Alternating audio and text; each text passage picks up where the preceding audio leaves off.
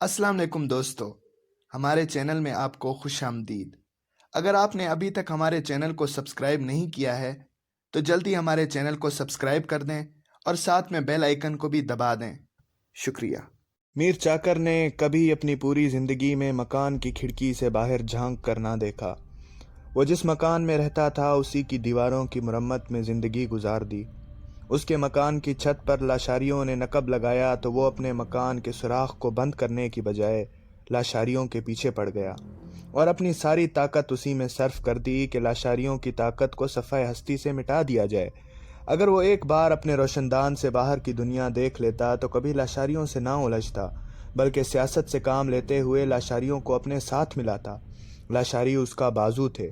رندوں کے بعد بلوچستان کی دوسری بڑی طاقت۔ لاشاری بھی بہادری اور دلیری میں اپنا ثانی نہ رکھتے تھے۔ وہ کسی طرح بھی غیرت و جمعیت میں رندوں سے کم نہ تھے۔ تلوار ان کا بھی زیور تھا۔ انہیں بھی ان کی ماؤں نے بہادری کا سبق سکھایا تھا۔ ان کے خون میں بھی گرمی تھی، وہ بھی مرنا اور مارنا جانتے تھے۔ ان کی رگوں میں بھی بلوچی خون مدزن تھا۔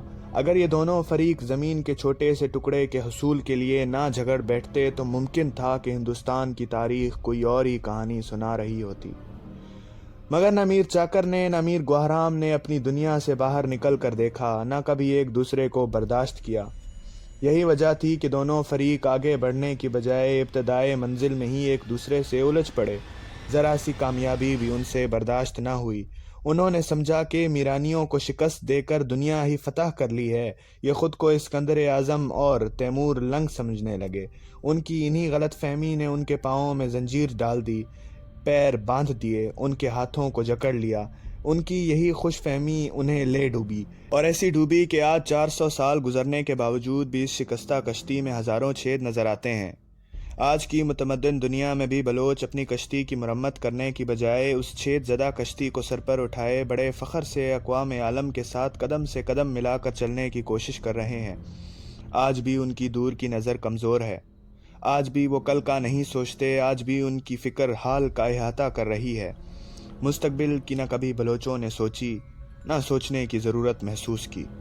پاکستان میں اس وقت بلوچ سب سے بڑی قوم ہے، جو مکران کے ساحلوں سے لے کر سندھ کے ریگستان تک اور ڈیرہ غازی خان کے ویرانوں سے لے کر اسلام آباد کے ایوانوں تک پھیلی ہوئی ہے۔ میر چاکر بچپن کی حدیں پھلانگ کر جوانی میں داخل ہو رہا تھا۔ اس کے سرخ و سفید گالوں پر کالے بالوں کا سبزہ اگنے لگا تھا۔ سیمابی طبیعت پانے والے اس نوجوان کو اب کسی پہلو قرار نہ تھا۔ خون کی گرمی اسے چین سے بیٹھنے ہی نہ دیتی تھی۔ وہ باز کی طرح فضاؤں میں پرواز کرنا چاہتا تھا۔ وہ اپنی گھوڑی کھولتا اور پہاڑوں میں نظروں سے اوجھل ہو جاتا۔ تیر کمان اس کے ہاتھ میں ہوتی، کمر کے ساتھ بندھی تلوار اس کی شخصیت کو اور بھی جاذب نظر بنا دیتی۔ سارے دن پہاڑوں میں گھوڑا دوڑانے کے بعد جب شام ڈھلے گھر واپس آتا تو کوئی نہ کوئی شکار اس کی گھوڑی کے ساتھ جھولتا آتا۔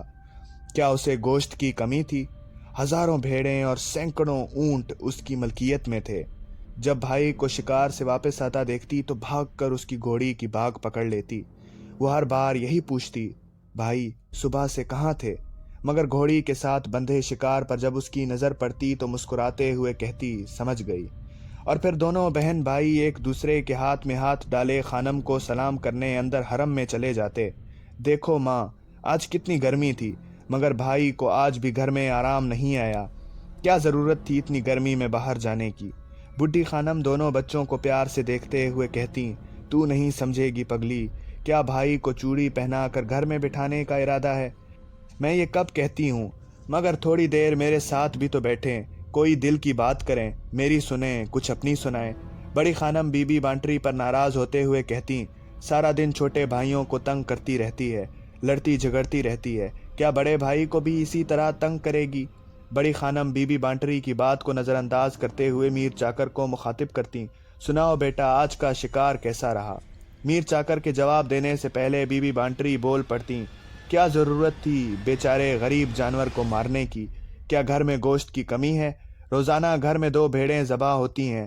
اگر کسی دن مہمان نہ آئے تو وہی گوشت بیکار پڑا سڑتا رہتا ہے، اوپر سے یہ شکار بھی مار لاتے ہیں۔ کیا تمہیں غریب جانوروں کو مارتے ہوئے ذرا بھی رحم نہیں آتا؟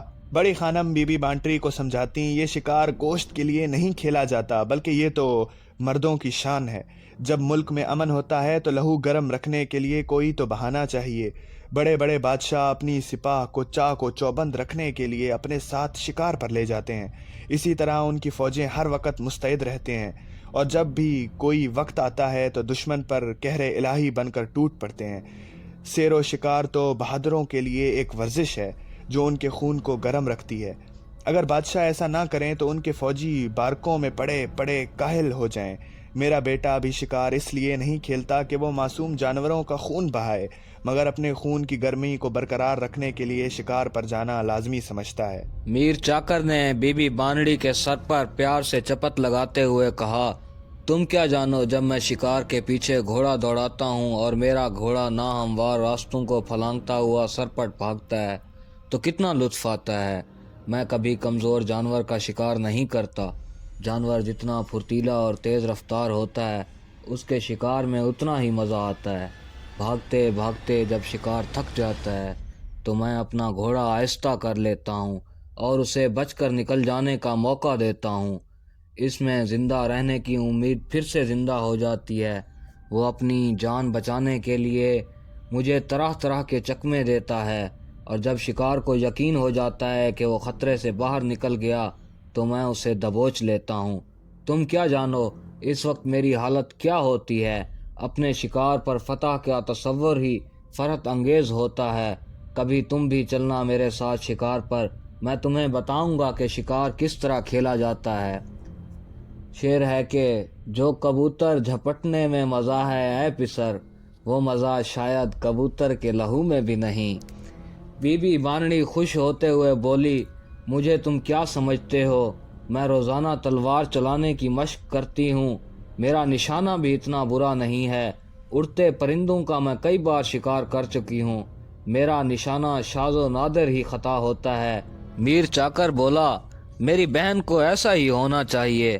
اگر اس بار میرانیوں نے ہمارے ملک کی طرف آنکھ اٹھا کر بھی دیکھا تو میں تمہیں میدان جنگ میں اپنے ساتھ لے چلوں گا، پھر دیکھوں گا کہ تمہارا نشانہ کتنا سچا ہے۔ بی بی بانڑی خوش ہوتے ہوئے بولی، کیا تم سچ کہتے ہو بھائی؟ میر چاکر بولا، اور کیا میں جھوٹ بول رہا ہوں؟ مگر بابا تمہیں اجازت نہیں دیں گے جانے کی۔ اگر امی چاہیں تو بابا سے اجازت دلوا سکتی ہیں۔ بی بی بانڑی ماں کی گردن میں باہیں ڈالتی ہوئی بولی، ہیں امی، کیا آپ مجھے جنگ پر جانے کی اجازت دلوا دیں گی؟ بڑی خانم مسکراتے ہوئے بولی، ابھی تم بہت چھوٹی ہو، بڑی زندگی پڑی ہے، بڑی ہو جاؤ تو پھر جنگ پر جانے کی اجازت بھی لے لینا، تم ابھی مشق جاری رکھو۔ جب تمہارے ابو تمہیں دیکھیں گے کہ تم اس قابل ہو گئی ہو تو وہ خود ہی تمہیں گھر میں بٹھانا پسند نہ کریں گے۔ ہم بلوچ عورتیں مشکل کے وقت مردوں کے شانہ بشانہ میدان جنگ میں لڑتی ہیں۔ بلوچ عورتیں کسی بھی طرح مردوں سے کم نہیں ہیں۔ میر چاکر بہن اور ماں کے ساتھ باتوں میں مصروف تھا کہ مردانہ سے بلاوا آیا کہ خان بلاتے ہیں۔ میر چاکر وہاں سے اٹھ کر مردانے میں گیا تو پانچوں قبیلوں کے بڑے سردار سر جوڑے بیٹھے تھے۔ کوئی اہم مسئلہ تھا جو ان کے زیر غور تھا۔ بڑی گرما گرم بحث ہو رہی تھی۔ مسئلہ وہی پرانا تھا۔ میرانیوں کی طرف سے ذرا سکون ملا تھا تو لاشاری پھر اسی مطالبے پر آ گئے تھے۔ وہ مکران کو تقسیم کرنے اور لاشاریوں کو علیحدہ خطہ زمین کی فرمائش کر رہے تھے جہاں رندوں کا عمل دخل نہ ہو۔ رندوں کے سردار کسی بھی صورت میں اس چھوٹی سی ریاست کو 5 ٹکڑوں میں بانٹنے پر تیار نہ تھے۔ کرائی اور جتوئی سردار نہ رندوں کی طرفداری کر رہے تھے نہ لاشاریوں کا ساتھ دے رہے تھے۔ ان کا کہنا تھا کہ اگر لاشاری اور رند دونوں علیحدہ ہوتے ہیں تو انہیں بھی سوچنا پڑے گا کہ وہ کس کا ساتھ دیں۔ ان کی نظروں میں دونوں قبیلے محترم تھے، وہ کسی سے دشمنی مول لینا نہیں چاہتے تھے۔ دونوں قبیلے اتنی طاقت میں نہ تھے کہ اپنی علیحدہ شناخت کرا سکیں۔ ہوت قبیلے کا رجحان رندوں کی طرف تھا۔ ان کا کہنا تھا کہ اگر ہم اس طرح ٹکڑوں میں بٹ گئے تو دشمن ہمیں اکیلا سمجھ کر کہیں کا نہ چھوڑے گا۔ میر چاکر سب کی باتیں سن رہا تھا اور غور کر رہا تھا کہ آخر اس مسئلے کا کوئی تو حل ہونا چاہیے۔ اگر اسی طرح ہم آپس میں الجھتے رہے تو آپس کی تکرار میں ہماری طاقت ضائع ہو جائے گی۔ وہ بہت سوچ بچار کے بعد کھڑا ہوا اور جرگے سے بولا، اتنے بڑے جرگے سے جس میں قوم کے جہاندیدہ افراد بیٹھے ہوں، میرا کچھ کہنا چھوٹا منہ بڑی بات ہوگی، مگر میں جو کہنا چاہتا ہوں ذرا غور سے سن لیجئے گا، شاید میری بات آپ کو پسند آ ہی جائے۔ میر چاکر نے قوم کے معززین کی طرف دیکھتے ہوئے کہا، میں تمام جہاں دیدہ افراد اور قوم کے سرداروں سے ایک سوال پوچھتا ہوں، کیا ساری دنیا میں ایک مکران ہی رہ گیا ہے جس کے پیچھے ہم ایک دوسرے کے خون کے پیاسے ہو رہے ہیں؟ اللہ کی زمین اتنی بڑی ہے کہ جس کی حدیں ہماری سوچ سے بھی باہر ہیں۔ دنیا میں بڑے بڑے تاجور اکٹھے ہیں۔ انہوں نے گھر سے نکل کر جب باہر نظر ڈالی تو حد نظر زمین کو وسیع پایا۔ ان کے پاس سپاہی تھے، ان کے پاس گھوڑے تھے، ان میں حوصلہ تھا، وہ ایک عزم لے کر اٹھے اور دنیا پر چھا گئے۔ آج 5 قبیلوں کے پاس 80,000 تلواریں ہیں۔ اگر ہم ابھی ایک عزم لے کر اٹھیں تو کیا ہم اپنے لیے نئی زمین تلاش نہیں کر سکتے؟ ایک سردار نے میر چاکر کی بات کاٹتے ہوئے کہا، تم ابھی بچے ہو، شاید اپنے گرد و پیش پر تمہاری نظر نہیں ہے۔ ہم مکران سے نکل کر کہاں جائیں گے؟ ہمارے چاروں طرف بڑے بڑے حکمران بیٹھے ہوئے ہیں جن کی نظر میں ہم ایک لقمہ تر کے سوا کچھ بھی نہیں۔ یہ 891 کا سن ہجری 1486 ہے۔ سندھ میں جام نظام الدین سریر آرائے سلطنت ہے۔ اس نے اپنے ایک غلام لڑکے قبولیے کو بیٹا بنا کر پرورش کی ہے۔ وہ اپنے بیٹے فیروز شاہ سے زیادہ اس پر اعتماد کرتا ہے۔ اس غلام لڑکے کو جام نظام الدین نے دریا خان کا خطاب دے کر ملک کی باغ دوڑ سونپ دی ہے۔ وہ کیچ مکران سے لے کر قندھار تک سندھی حکومت کو وسیع کرنے کا ارادہ رکھتا ہے۔ نہ جانے کس وقت سندھی فوجیں مکران پر چڑھ دوڑیں۔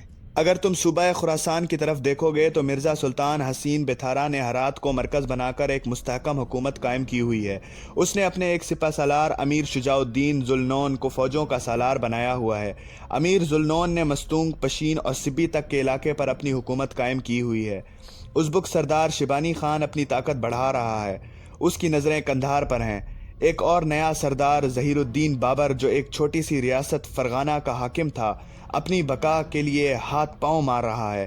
ظہیر الدین بابر نے اپنے جوان ارادوں سے سمرقند پر قبضہ کرنے کی کوشش کی تھی۔